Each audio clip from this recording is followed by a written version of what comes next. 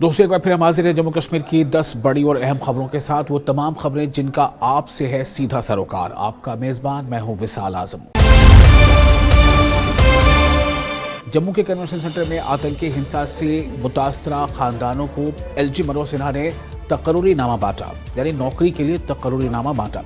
इस दौरान एलजी मनोज सिन्हा ने कहा कि सभी दहशतगर्दी से मुतासरा खानदानों को नौकरियां दी जाएंगी और दहशतगर्द मुतासरीन के साथ बिना ताखीर के इंसाफ होगा। सुनिए उन्होंने क्या कहा। टेरर विक्टिम फैमिलीज को नौकरी मिलती है, टेररिस्ट के परिजनों को नौकरी किसी हाल में दुनिया की कोई ताकत अब नहीं दे सकती। मैं उनसे कहना चाहता हूं कि अपनी आंखों से पर्ची हटाइए। कुशासन और आतंक के दिन समाप्त हो गए। आतंकवादी और उनके परिजनों को सिर्फ अब गोली मिलेगी, टेरर विक्टिम के आश्रितों को न्याय और नौकरी दोनों मिलेगी। राजौरी में बीजेपी की नौशेरा इकाई ने नेशनल कॉन्फ्रेंस हुकूमत पर सरकारी मशीनरी और हुकूमती मशीनरी और पब्लिक फंड के गलत इस्तेमाल का इल्जाम लगाया है। इस इल्जाम में वो क्या कह रहे हैं, सुनिए। पब्लिक दरबार के नाम पे रखी हुई ये पॉलिटिकल मोटिवेटेड रैली में जबरदस्ती सरकारी मुलाजमों को बुलाया गया। 10 दिसंबर 2025 नौशेरा के डाक बंगला में पब्लिक रैली में सरकारी मुलाजमों को जबरदस्ती बुलाना बिल्कुल गैर कानूनी था। हमने देखा कि 200 से ज्यादा सरकारी मुलाजिम जब एक पब्लिक प्रोग्राम में आते हैं तो उस पब्लिक प्रोग्राम को एक पॉलिटिकल रैली में कन्वर्ट कर दिया गया। रियासी कटरा सड़क मार्ग पर ट्रैक्टर और डंपर के ड्राइवरों ने ARTO के खिलाफ मुजाहरा किया और सड़क को जाम कर खूब नारेबाजी की। मुजाहरीन का इल्जाम था कि वो पिछले कई सालों से इसी रूट पर ट्रैक्टर और डंपर चला रहे हैं, लेकिन पिछले कुछ दिनों से ARTO के जरिए 20,000 रुपए से लेकर 30,000 रुपए तक के भारी चालान किए जा रहे हैं। यहाँ तक कि जो सड़क किनारे गाड़ियाँ खड़ी हैं उनके भी चालान काटे जा रहे हैं। हमारी ट्रांसपोर्ट कमिश्नर साहब को, ट्रांसपोर्ट के जितने भी मंत्री हैं उनको ये हाथ जोड़ के करके विनती है कि ड्राइवरों को, ये गरीब तबका इसको तंग ना किया जाए। ये मजबूर लोग हैं, इनके घरों में जाके देखो कि एक ड्राइवर के पीछे कितने लोग जुड़े हुए हैं।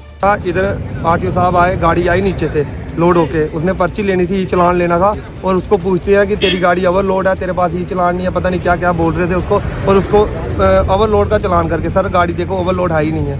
ड्राइवरों को तंग नहीं किया जाए। ये बार बार आके गाड़ियाँ खड़ी रहती हैं तब भी चलान कर देते हैं। एक दिन तो सुनने को आया कहीं गाड़ी लगी हुई थी, ड्राइवर कहीं गाड़ी के पास था नहीं, RTO साहब ने बैटरी निकाल के ले गए। फिर उसको बाद में पता चला कि RTO साहब ले गए हैं। ये कौन सा मसला हो गया गाड़ियों की बैटरी निकालने वाला। पुलवामा में राजपुरा से MLA गुलाम मोहिउद्दीन मीर ने कम्युनिटी हेल्थ सेंटर का दौरा किया और अस्पताल में नए मॉडर्न ऑपरेशन थिएटर ब्लॉक और एक मॉडर्न डायग्नोस्टिक लैब का इफ्तिताह किया।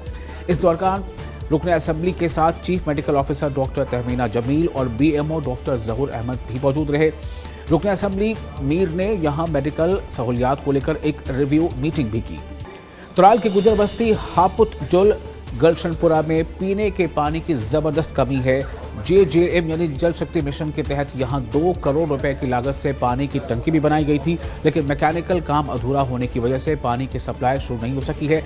इसे लेकर मकामी लोगों ने हुकूमत से जल्द अज जल्द मुदाखलत की अपील की है। को ये पानी की बहुत कमी है यहाँ पे। हमें टैंकी भी बनाई है ऊपर इस पे टॉप पे, वहाँ 1 करोड़ रुपया लगाया है उस टैंकी पे, मगर पानी नहीं छोड़ा है इन्होंने। टैंकी पे लाखों करोड़ों रुपए लगाए, लेकिन पानी फिर भी यहाँ नहीं आ रहा है इस वक्त। तो हमें बहुत दूर से पानी लाना पड़ता है, लगभग 2 किलोमीटर दूर से। हमारी माएँ बहनें हैं, यो मतलब जाती है वहाँ, बिल्कुल पानी नहीं बनता है। 2-2 3-3 घंटे लगते हैं उनको पानी लाने के लिए। बडगाम के चांदीपुरा में ईंट भट्टा चलाने वालों ने मुजाहरा किया, जिसमें मकामी लोगों ने भी हिस्सा लिया।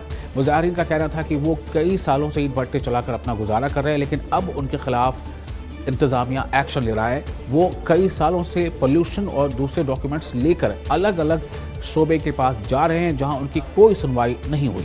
हम कोई इलीगल काम नहीं करना चाहते हैं।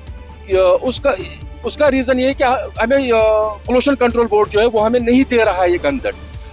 2018 से फिर ये 2023 तक बंद रहा। इसकी जो वेबसाइट इनकी थी वो बंद रही थी।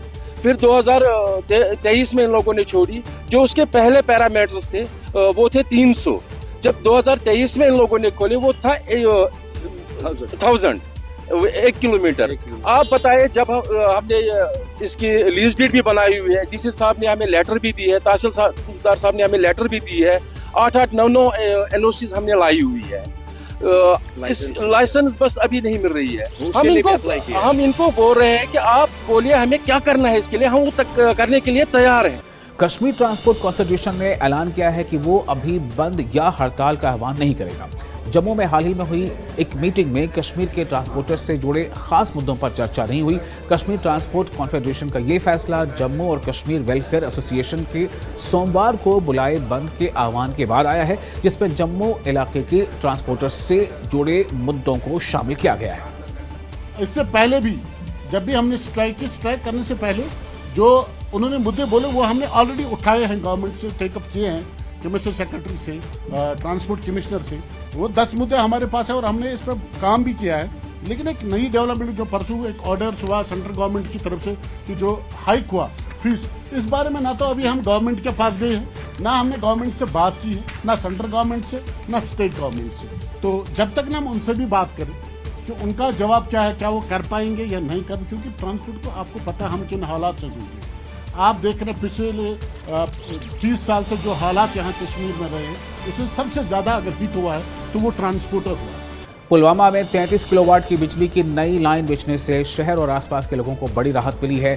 इससे ओवरलोड के दौरान होने वाली बिजली कटौती से लोगों को राहत मिली है। पुलवामा का मेन रिसीविंग स्टेशन पंगलना और टेंगाहारा का बिजली स्टेशन पहले लासीपुरा से एक ही 33 किलोवाट की लाइन पर चल रहे थे, लेकिन जिला इंतजामिया पुलवामा और बिजली शोबे ने अब नई 33 किलोवाट की नई लाइन बिछा दी है। चूँकि हम मीट आउट नहीं कर पाते थे, विद रिजल्ट एडिशनल कट्स हमें पूरे टाउन पुलवामा और जो एडजेसेंट एरियाज हैं उनमें लगते थे। अब चूँकि हमने 2-4 दिन पहले, आपको पता है कि हमने दूसरी लाइन इसमें कमीशन की है, 33 kV लाइन, जो बिल्कुल लासीपोरा से आती है और 2 रिसीविंग स्टेशन को अलग अब इंडिपेंडेंटली फीड कर रही है। इसमें टंगहार और पिंगलाना जो रिसीविंग स्टेशन है उसमें हम बिल्कुल अलग लाइन अब बनी है। कठुआ में लखनपुर थाना इलाके के तहत घन्ना इलाके के लोगों ने लखनपुर बसकोली रास्ते को बंद कर अपना विरोध जताया, यानी अपनी जो है नाराजगी का इजहार किया। गांव के दलीप सिंह को हिरासत में लेने के खिलाफ लोग सड़कों पर उतर आए और इस दौरान ट्रैफिक पूरी तरह से मुतासिर रही। मकामी लोगों का इल्जाम है कि डीसी दफ्तर में दलीप सिंह अपनी मांग को लेकर पहुंचे थे, लेकिन उनके साथ ऐसा बर्ताव किया गया। अनंतनाग पुलिस ने दुनिया के मशहूर टूरिस्ट डेस्टिनेशन पहलगाम और उसके आसपास के इलाकों के होटलों में जो फॉरेन यानी बैरून मुल्क से जो सयाह आते हैं उनको लेकर वेरिफिकेशन ड्राइव शुरू की है। ये कदम हाल ही में एक चीनी शहरी की गिरफ्तारी के बाद उठाया गया है। पुलिस ने होटल संचालकों से विदेशी टूरिस्ट से जुड़े नियमों का सख्ती से पालन करने को कहा है।